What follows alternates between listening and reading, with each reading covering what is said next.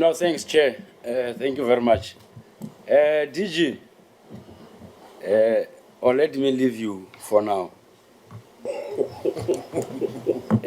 Let me appreciate and welcome the report on the oversight. But on the report, Chair, that we were sent, there were some section, or the report was not really complete. There were some sections of some TVs that were not catered or captured. And in terms of issues that were raised and the mitigating strategy that would have developed as a department. And also there are some key issues that I believe that the report has omitted, and I'll get to that one. Firstly, let me go to the issue of the Northwest. Let me start with the Northwest, Chairperson. I'm not sure who will be the deputy for now. Oh, no. Thank you very much, Honorable Maseko. The Northwest Province, your report says that in the Northwest Province, there are 3 TVET colleges in the Northwest Province. And in the Northwest Province, we've got 4 districts. This is not a new matter, Honorable DDG Zungu. It's a song that you are going to hear for the next 5 years. Dr. Rusu Humutsu Mompati, DG, in the Northwest Province, is the only district in the country without a TVET college. You've got Obed College in Rustenburg. You've got Taletsu in Mafikeng. You've got Vuselela in Matlosana. Then you've got an extension of Vuselela in Taung. It's a satellite college. It can only accommodate 1,800 students. We're speaking of a district municipality that has 5 local municipalities.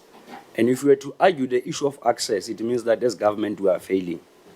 Because if we were to argue the issue of access and look into the situation of Dr. Rutsu Humutsu Mompati, it means that we are betraying what we stand for as the country. And I would plead that we should properly capture it. I've seen the mitigating strategy would say that you look into other avenues on how do you. In fact, you are not clear as to how are you going to resolve the problem. And I would want you to make a commitment as a department. We are aware of the financial challenges that the department is confronted with, but we have seen in other areas where certain sitters were brought on board in terms of both funding and assisting with the construction. From where I'm sitting, I don't believe that we should be saying that we'll look at possibilities of us constructing a TVET college. I want us moving out of this meeting agreeing that there will be a need. In fact, we are going to construct a TVET college. As to how it's things that we'll have to looking into it. Because to me, it does not make sense, DG. Other provinces and districts, they are arguing that they must have TVET college in different municipalities. Whereas us in the Northwest Province, we are still struggling to get a TVET in a district municipality. I'm putting before you that, DG, we are doing an injustice for the people of Dr. Rusu Humutsu Mompati, especially when the TVET college or the satellite college can only cater for 1,800. And I believe that in this medium term, we should be able to demonstrate on how we are going to resolve the issue of construction of a TVET college in Dr. Rusu Humutsu Mompati. And I'm happy you are smiling, DG. It means that we are aligned in terms of views. I'm happy, DG. I thought that it's an issue that, as part of the mitigation strategy, that I believe you do not capture it properly.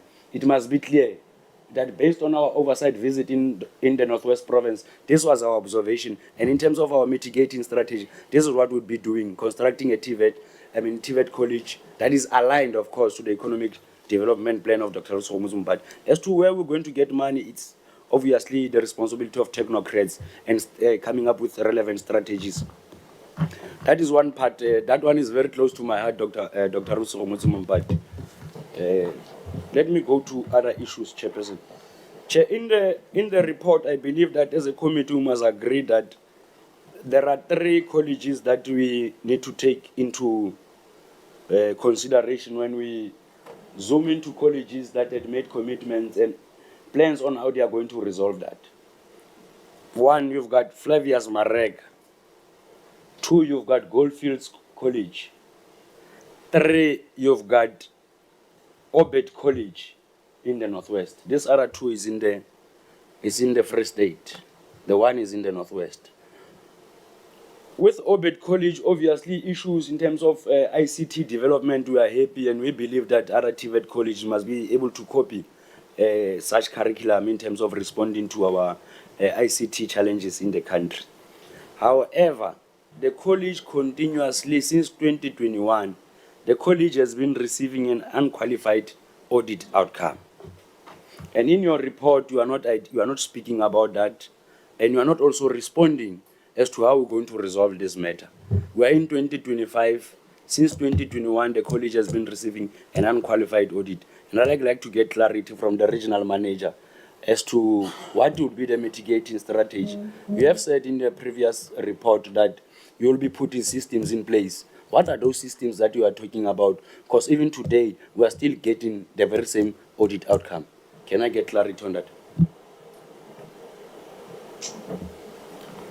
Thank you. Do you want it now, Chair? Preferably. Sorry? Preferably now. Okay. So, Honorable, in terms of the audit outcomes, the highest level is a clean audit outcome. And then the next one is an unqualified audit outcome. And then you get a qualified, and then you get a disclaimer. So on that scale, Obed TVET College is quite high up with an unqualified audit outcome. I'm sorry to just interject. The members, they know about that. Maybe if you can answer the question, we'll appreciate it. Thank you so much. So to move from an unqualified audit outcome to a clean audit outcome, there are certain things from the management letter from the AG that the college works on.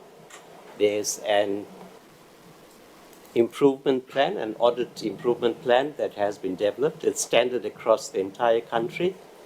And as a region, we monitor the implementation of that audit improvement plan. So the objective will be to raise the college from an unqualified audit to a clean audit. Thank you. Chairperson, there's no response from. The question is simple. We have been receiving those unqualified audit, and our last interaction, I posed the very same question, and you said that there are systems in place that will then lead to that environment where we would want to change the outcome of the audit. The question is, why? Why have we been getting that outcome, in your observation as the regional manager? Thank you, Honorable. So in the recent audit outcome, we will need to go through the management letter to identify that and work from there. No, thanks, Chair. Chair, I think I'm not getting my response. I will request the regional manager to, I'm worried that my 8 minutes is going to get finished in no time. I'll request the written response that speaks to issues that we had identified and mitigating strategies on how to resolve, so that we are able to check as to whether you are providing the necessary support as a regional manager. Chairperson, let me leave this one off. Let me go to the department. The issue of ministerial appointees. The council chairperson of Maludi TVET College, I just forgot his name. But before his appointment as a council chair, I think he was under investigation from the University of Fort Hare. Ne? Now he was appointed by the council chair of Maludi TVET College. I would want to understand from the department, are you aware that the chair of Maludi Council, before your appointment, was under investigation from Fort Hare University?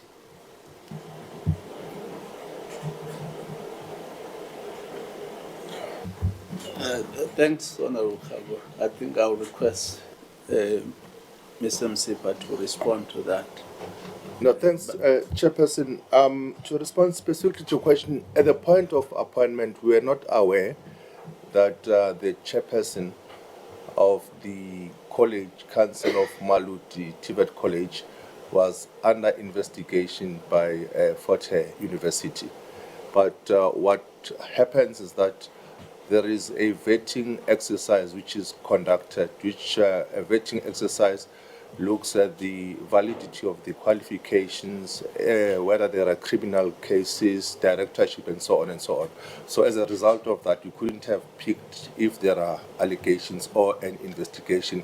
But had there been any criminal case or something like that, you would have picked it up. So in short, Chairperson, no, we are not aware. Now that you are aware, ever since we went to Malut, maybe let me remind you what was your response at Malut. You said that you are aware, but you are awaiting for a legal opinion on the matter.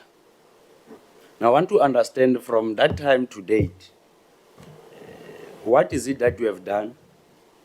And second to that, how are we addressing the issue of having a council chairperson under investigation of fraud? I'm just trying to get this investigation, even though he was trying to argue. Because once you are investigated for fraud and you are a council chair, expectation is that you are going to oversee the correct spending of the public funds. Now, how only history out into the cookie jar, DG?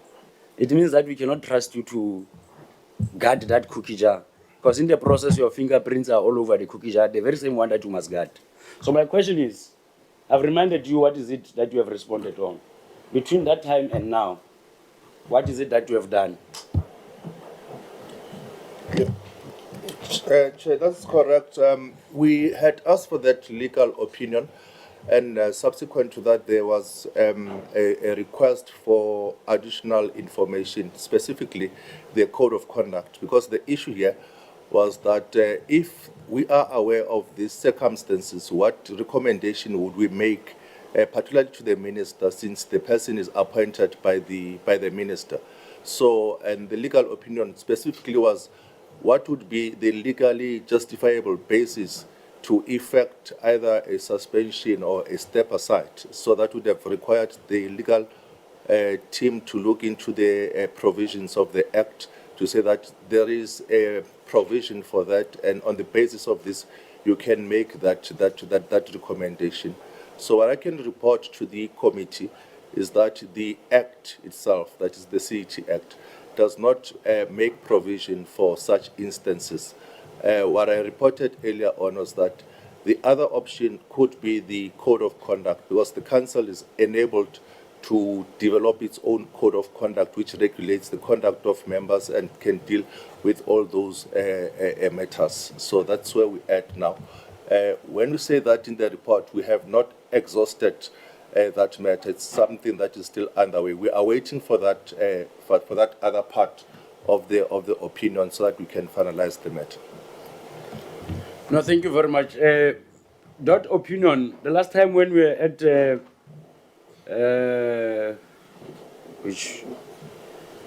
last time when we were at this TVET college, Malut was in February, if not mistaken. I think Malut, it was on February or March. Between March and June, have you not received the legal opinion on the matter? Not as such. We've received the request for the code of conduct. Don't do that to yourself. You said in June, you said you are awaiting, in fact, March, you said you are awaiting the legal opinion on the matter. My question is, have you received the legal opinion? No. Who must give you the legal opinion?